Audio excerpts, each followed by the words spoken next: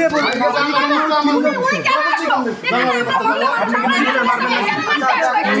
কি হয়েছে?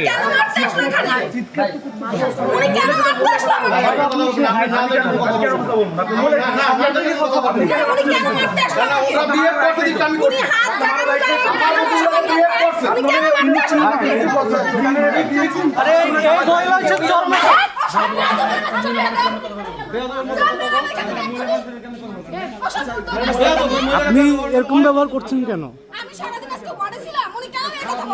তাহলে আপনি বুঝিয়ে বলবেন আপনি কেন চিল্লাচ্ছেন? আপনি আপনি আপনি চিৎকার করছেন কেন? চিৎকার তো করতে পারবেন না। আবারও আপনি সে হাইপ তুলে কথা বলছেন। আপনি শান্ত থেকে কথা বলেন, হাইপ তুলে কেন কথা বলছেন? তিনি কি হন? এই যে যিনি মারা গিয়েছেন তার কি হন আপনি জানেন? আপনি জানেন মারা গেছে কি জন্য? আমরা কেন